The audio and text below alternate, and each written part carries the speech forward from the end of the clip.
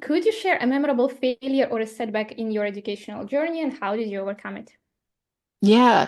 Sometimes you don't know what some of the incentives are, and you can ask questions. A story I've told once or twice is I was working on a teacher training piece where they would do in-person classes. It was a drug and alcohol prevention curriculum for teachers, and the drug and alcohol prevention curriculum would roll out over 13 weeks, which made sense because you actually want to space these things out and not just have a single intervention and then not bring it up again.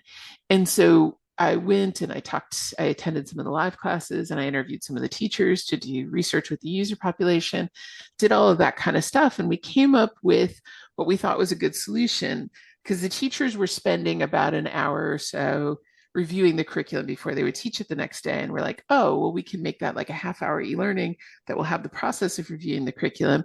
So it won't take the teachers extra time, if they're already spending this time to kind of review the curriculum, but we can get in some of the what we think are the really important things and model some of the behaviors. And so the idea was they were going to take it a half an hour, before each lesson as they would teach the curriculum.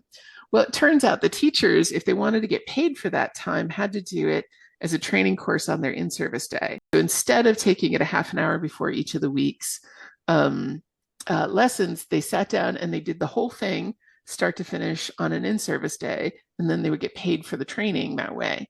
And we just didn't realize that that was going to be, I didn't ask the right questions, so my bad, but I didn't understand because we talked to them about the feasibility of doing it as a half an hour, and they're all like, yeah, that makes sense. And then we found out that by and large, people, instead of spreading this out over 13 hours, were doing it in what's that, 6.5 hours straight, which was brutal.